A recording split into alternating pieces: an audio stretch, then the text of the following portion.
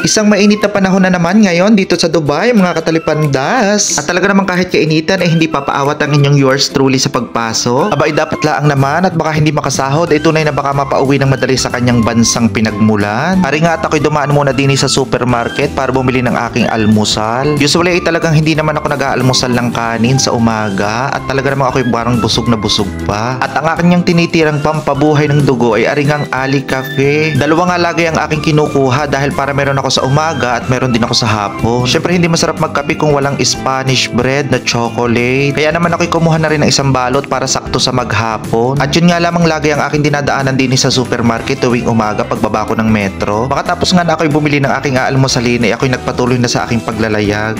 Uy! Paglalayag? Ano to, karagatan? Ako nga ay naglalakad na lang papunta din sa aking office dahil ari naman ay malapit lamang sa metro. Siguro ay mga 5 to 7 minutes ang layo mula sa metro at saka marami namang mga shortcuts na pwedeng daanan. At dahil nga sa sobrang init din ay talaga namang lumawak na ng lumawak ang aking paliparan. Ayan o, parang ganyang kalawak na.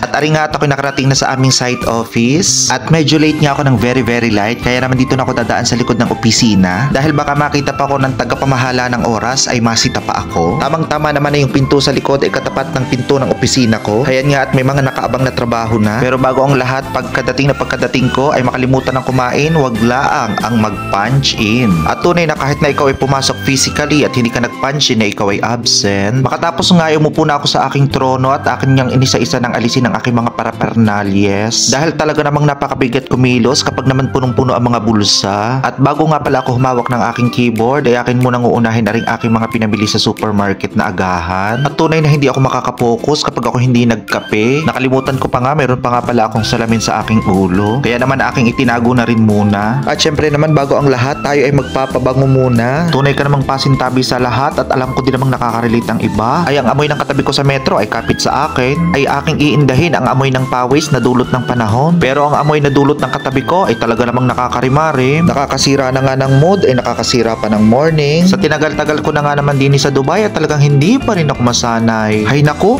makapagkapi na nga laang at baka mababawasan ang aking wasak na umaga.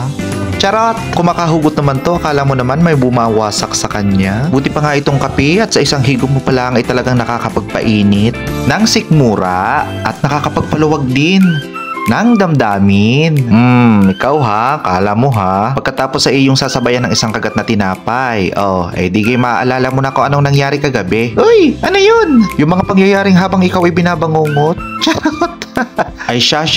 Tama na yan at talaga namang dumadami lang ang kwento ay hindi na ako makakapagtrabaho. Ugali ko na nga mga katalipandas na habang ako nga ay nagkakape, ako'y nag-uumpisa na at nag-uutay-utay ng magtrabaho. Para nga habang lumalamig yung pagtingin ko sa kanya, yung kape pala, ay unti-unti na akong nauhulog sa iba. Uy! Unti-unti na akong nakakabawas ng trabaho. Ayon, kayo naman. Dami mo talagang alam, dapat sa'yo pinapatumba na. At dahil nga nagiinit na ang aking katawan dahil sa mainit na panahon na hindi kayanin ng aking aircon dito sa office, kasabay na rin ang pagdami ng aking trabaho kaya naman maiwan ko na kayo dahil tuloy-tuloy na ito hanggang sa paglabas ko. Thank you for watching. Follow for more.